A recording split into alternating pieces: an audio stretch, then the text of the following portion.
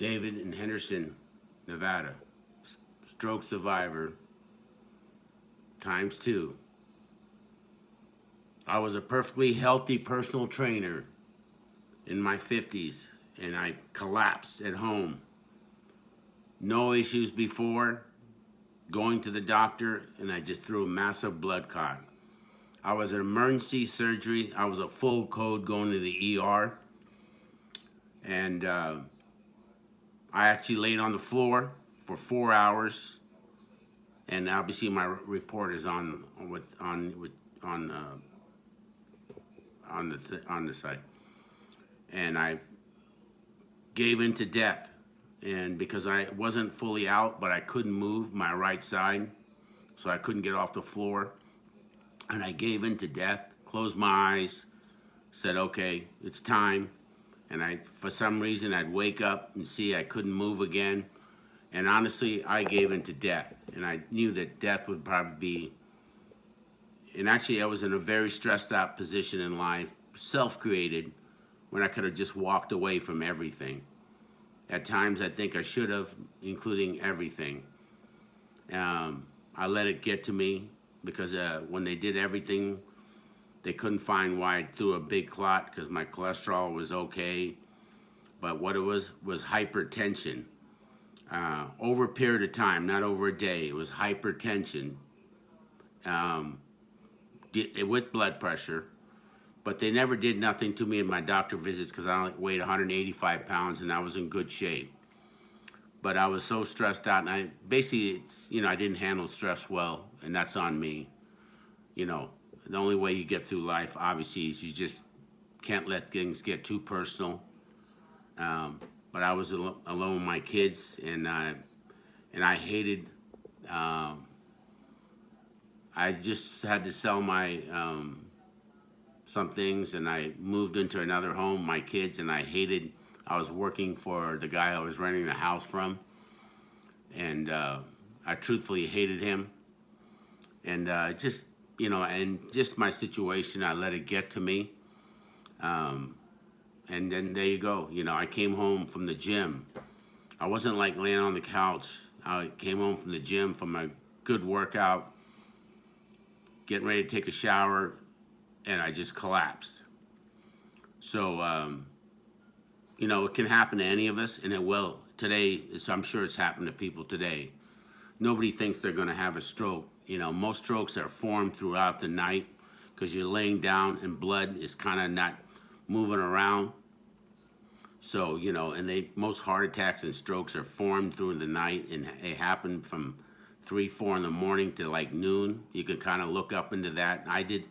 I've researched what happened to me so much that, the whole thing about it all is it can happen to all of us. But you have to prepare. I'm not saying prepare for a stroke, but some adversity in your life, but, not put it on your family. And don't think that whoever you do stuff for today, they're going to be there for you, whether it be business, family, friend, whatever you want to call it. Yeah, you'll find out real quick that people move on. And people move on, just like you may have with friends, things have happened to friends or family members. In 3-4 days later, life goes on in your mind, just vision that in your case scenario, if anything happens to you, it'll be the same. The world does not stop for us. We're not that important human beings that, woe me. No. You can go ahead and think that. But the whole thing is, you got to take care of yourself. And, the whole thing about doctors, I just came from another doctor visit. I got to go. I have a hole in my heart that I need to get, but, they said that's not reason I had a stroke. But, I'm going to probably get that kind of done. I don't have to do that. But, what the heck, what's another, well, anyway. But, all these doctors I've been through, and I go through a brain doctor, a heart doctor, a psychologist, and a cancer doctor to read my blood tests. A cancer oncologist because they're blood specialists. And they're the only ones that kind of read the blood test that I require. Okay, so I don't have the answers why my normal doctor can't, but that's what happened to me, and that's the type of blood test because I'm on and off blood thinners, statins. My cholesterol was up as of my last video. I started back on my statins. The doctor told me to start back on them, but my LDL was higher than normal, and my HDL was being suppressed. But my total cholesterol was okay. It's just that the levels of LDL, which is obviously the plaque forming cholesterol, which you've got to check into, okay? Those calcification tests that they, a lot of you can't get that really unless you pay out of pocket or the doctor feels that you're already at risk. They're saddled by insurance companies, so they just can't, off the wing just recommend things, but that is huge. But you need to ask for a full blood panel and really have your LDL always monitored, which is obviously your bad cholesterol. But it has, that right there, if you have high levels of that with high blood pressure, shit's gonna happen, okay? It's just inevitable. Shit's gonna happen. And you know what? I go to a doctor appointment every month for the last 5-6 years. And I had a blood clot in my lung in 2022. Pulmonary embolism, I had chest pain. I just submitted to death again. My daughter, if it wasn't for my daughter dragging me to the ER, and they did a thing on me, they go, you got a big clot in your lung, we're transferring you to the hospital, I would have died here, right here.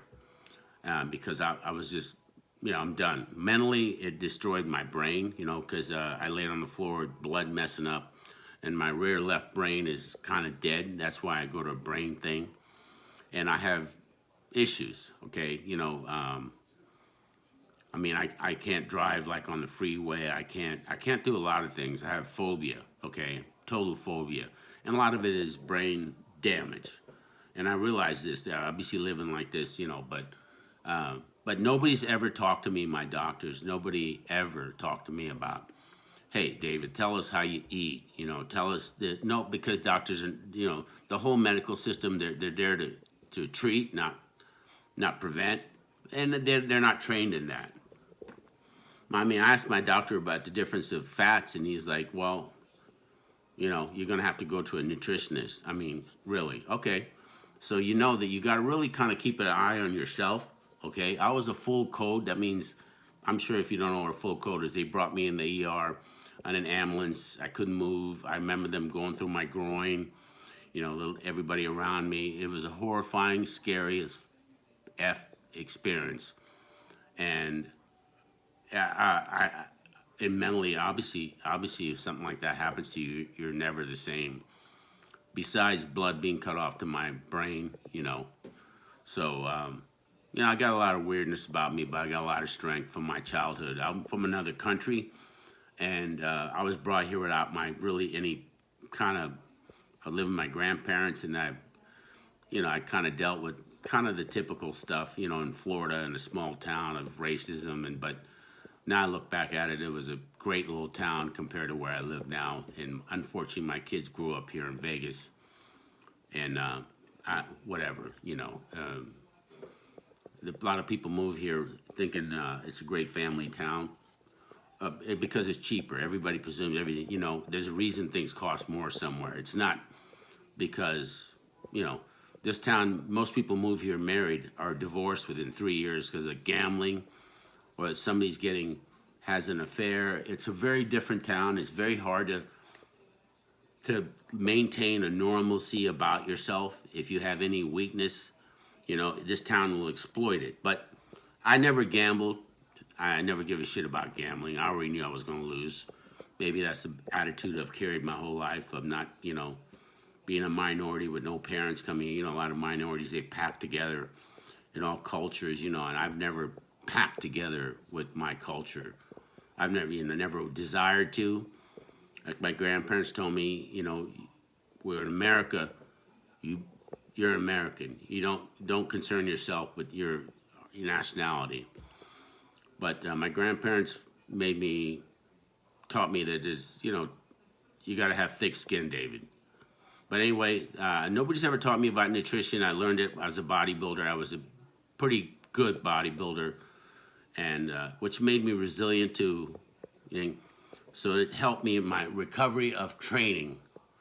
And, that's why I think I have, I can exercise, and most people can't after what happened to me, because my doctor says it's because of muscle memory of my muscles being used to torn down and broke, re-healing. It's like muscle memory. You can kind of look at what that was about. But, even now, like I try to talk to people around me that cut a hold of me, and I'm printing up a program for people to kind of give them a guidance of senior trainings in stroke recovery, and really anybody dealing with adversity, health adversity when you're older. And I'm alone. I've been divorced for 20 years, so, and that should tell you I never remarried, because it wasn't really my cup of tea anyway. But I have 3 beautiful daughters that I love, and but anyway, stay strong, and remember, if I can't tell you I recovered, okay? I deal with mental problems every day, fear, anxiety, you know, I don't know. People see me and they go, "Wow, you're lucky to be alive." I said, "You don't know. You understand that? I mean, your brain is healthy, so you presume that. I have more issues in my brain. Yeah, physically, obviously my right side is weaker, but it's not relevant at my age as long as I can walk, and that's why I try to always do something to keep my muscles active, because and leg strength, and if it, that's why leg strength. We talk about leg strength, the body weight squats, or anything. If you can do it at home, you can get ankle weights, and sit. If you're in a wheelchair, you can do. Somebody could help you do. You got to get blood flowing through all parts of your body, and it's so important. Okay, it's not like me. It's like everything I did in my past of exercise helped me for today. Again, not that I'm a happy, like, again, people see me and they go, "Oh, again, you're lucky to be alive, David." I don't know what the fuck that means, but, whatever. I'm sure my days are limited, because how long could I, go through what I do, and just mentally. And, but anyway, stay strong, and remember that nobody cares about you like you. And don't think anybody does but you, okay? And don't put that on other people too. You can't put your issues in life physically, health-wise, on other people. Some people have the situation. I do the best I can to take care of myself till I just go collapse and X out. So I'm not like, a burden to my kids, like, "Oh shit, we got to go see dad in a care facility." It's just, I was always been a strong person. My daughters can't believe, how I am, but they've grown up normal. I didn't grow up normal, and growing up normal sometimes makes people soft. I'm not soft human being. I'm the farthest thing of a soft human being. But anyway, my name's David, and hang in there, and because you have no choice, okay? Again, I'm on TikTok, and you hear all these stupid people saying things about helping people out. All these people sell courses about getting rich. Like, I trained a lot of rich businessmen. Okay, I made decent, good money here as a trainer. I made real good money, and any one of them I knew, and I knew them all well, wouldn't help a single soul to teach them how to make money. It's so funny that on TikTok, people making $50,000 a month and they want to teach you. You already know that's full of shit. Who the heck would teach anybody else to be equal to you? I mean, it's just crazy. And this young people and desperate people believe that. Since I was a trainer and I know people who really know how to make money are not sharing their thoughts about that. Why would you? Why would you?